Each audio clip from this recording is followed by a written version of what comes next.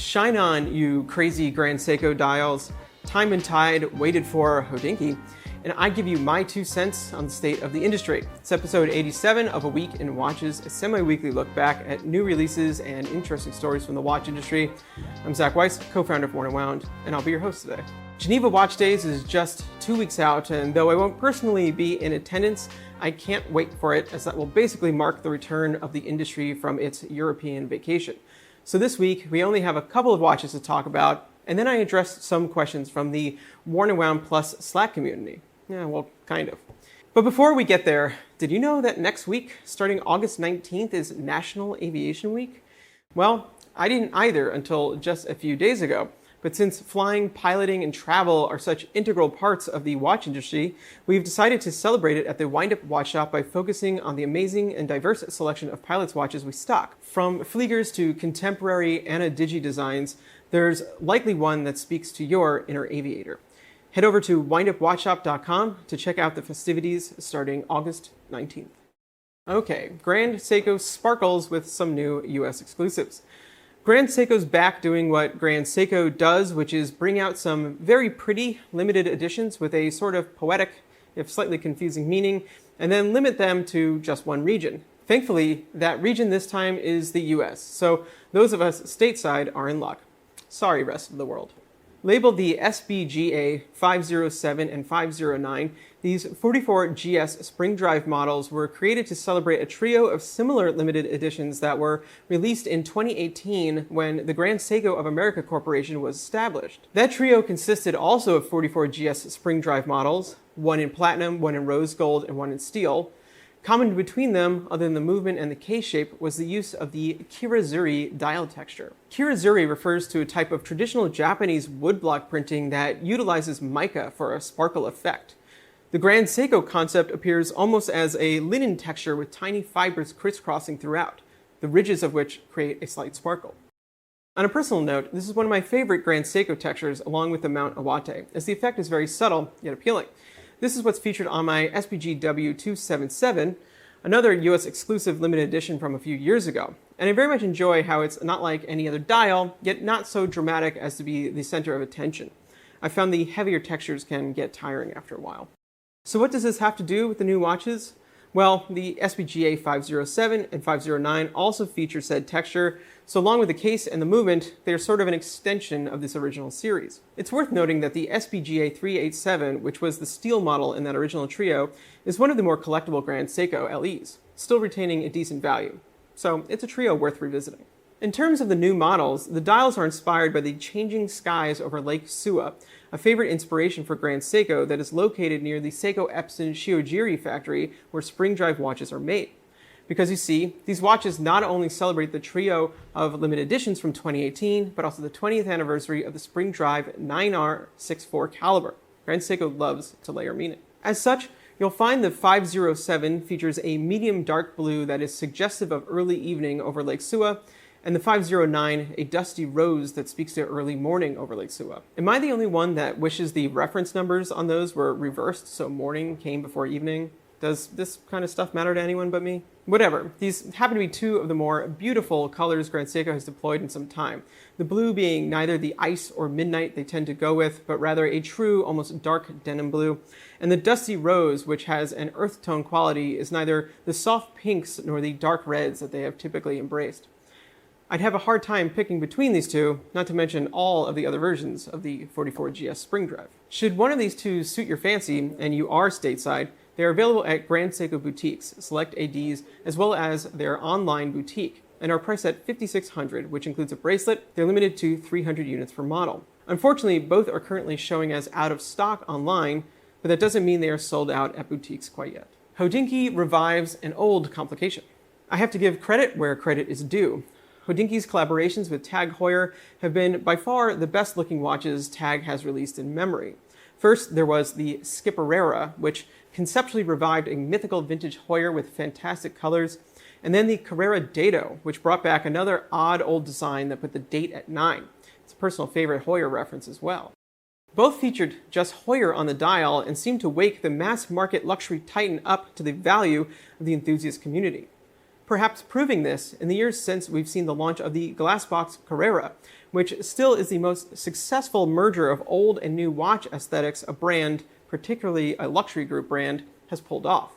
They honestly were one of the highlights from Watches and Wonders 2023. And also, they've added new Skipperera and Dado models, though sans collab. Well, just last week, Hodinkee announced their newest collaboration with TAG, and it's probably the most ambitious yet.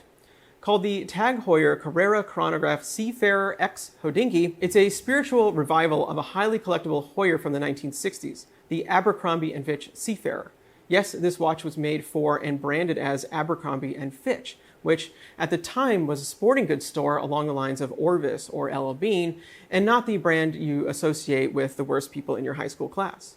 Based on the Ottavia 2446, the original 1968 Seafarer featured the same sporty compressor case design with rotating bezel and 100 meters of water resistance, and was powered by a Valjoux 72 manual wound chronograph movement, but with one significant modification. The active seconds subdial at 9 was replaced with a tide indicator with a pusher set function.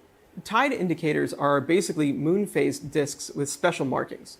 Around the edge is an index indicating hours on a 12 a.m. to 12 p.m. scale and back, and the disc at the center features a circle with 8 sectors and a crosshair. The idea being that as the disc rotates, the sectors illustrate when high and low tide are during the day. Blue zones for high, white for low, crosshairs for peak, which slowly changes following the phase of the moon. The button is used to aid in setting the dial to local charts. It can also double as a moon phase by setting the crescent shape to be pointed up at noon on the day of a full moon. New moon when it's at the bottom, and last quarter on the left. All in all, a neat widget and, frankly, a more practical use of a moon phase. Though sadly, the 1968 Seafarer was the last Heuer to utilize it. Well, until now that is, as obviously it's the highlight feature of the new watch. So the Carrera Chronograph Seafarer X Hodinkee revives the Seafarer concept in function and color, but utilizes the new Carrera glassbox format. If you're thinking, but wasn't the 1968 Seafarer in an Ottavia case?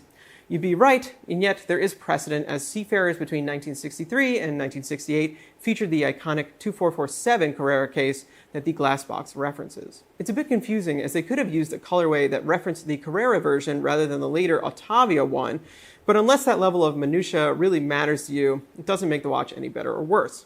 And who knows, maybe those colorways are to come later. Anyway, the modern Seafarer features the new TH20-13 caliber, which is based on the Heuer 02 that is found in other glassbox Carreras. However, it's the 12-hour counter that has been replaced, as it is at 9 on that movement. They went with the 42mm case instead of the 39mm, which is perhaps a reference to the larger Ottavia, or just a practical decision, or who knows. But I doubt it has helped with sales. And finally, the bezel is an internal 60-second minute scale. Other than Carrera, the dial also features the full TAG Heuer logo instead of the more enthusiast-friendly classic Heuer logo, and Seafarer is located at the top of the seconds counter. With the silver and blue subdials on a black surface, the tide indicator and extra pusher at 9, the watch comes together to be quite attractive and just the right amount of unusual, if 42mm is a bit of a stretch.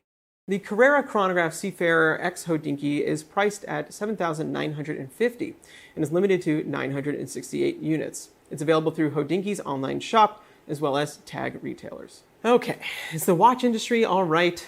News is slow right now, so this week I turned to our free-to-join Warning One Plus Slack community for some questions. And, well, there were some surprisingly tough ones, with many revolving around the idea of the watch industry in crisis, which is to say news that things are in decline or slowing down, that business isn't good and it might affect us, the watch enthusiasts. So I figured I'd give my 2 cents on the matter. I'm going to start by saying that this is not really something I dwell on. I don't read earning reports, I don't invest in luxury groups, nor do I buy watches on spec. I'm really just into watches. I love watches. I'm here for the watches. But I've also been doing this daily for over 13 years and co-own a business in the industry, so I'm not blind to it either. The most obvious thing about this news is that you see it because it's catchy. It's clickbait. Everyone just wants you to read or watch their version of the story. But as the consumer, you see a disproportionate amount being served to you, so it can be overly alarming. But that's also not to say it's not true either. Yes, things have come down from what was a crazy couple of years that followed a, hopefully, once-in-a-lifetime pandemic. Spending changed, cryptocurrency boomed, disposable income went to luxury goods, prices went up, it drew in more people, more attention. Suddenly watches were about money, value, and return on investment. It was a feeding frenzy, and if you didn't think it was eventually going to end, you've never heard of a bubble. Now we're out, and things are changing or correcting. This is all obvious, well-trodden territory. Are pre-owned prices less horrifying? Yeah. Has that hurt some businesses? Sure. Are earnings down for some big groups? Yes, especially ones that overcompensated for insane demand. But how are things compared to before this all happened? I dare say the watch industry improved as a whole because of the bubble, because of the demand and the attention in ways that will never go away. So it's been a net positive if what you care about is the watches. And this is what I think watch enthusiasts should focus on. And I say enthusiasts intentionally. If you're just here to make 10% on a new watch a few months later, you're not here for the watches. Okay, I don't love losing money on anything either, but if you got to enjoy a watch for a few years before you let it go for a small loss, consider it a rental fee. But back to the point. Before the bubble, watches were different.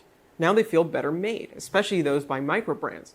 And they seem better designed all around, especially by big brands. To clarify, I would say the micro brands and indies always focused more on interesting designs that appealed to enthusiasts, where big brands were focused on broader sales and thus more generic designs. Now the big brands care more about the enthusiast opinion, or at least seem to just a little bit. I'd point to the Black Bay 54 and the current generation of Speedmaster as evidence of that. While enthusiasts are a small part of the overall watch market, we are by far the most influential. Trends start with us, and our numbers grew by a lot over the last few years. So when we latch on to something, it trickles out to the larger market. A good example of this are the watches I see now around New York City. It used to be a rare and exciting moment to see a Seiko on someone's wrist.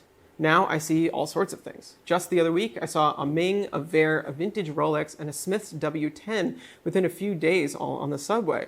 And a couple of days ago, I was out at a nice restaurant and spotted a Brew just 2 tables down.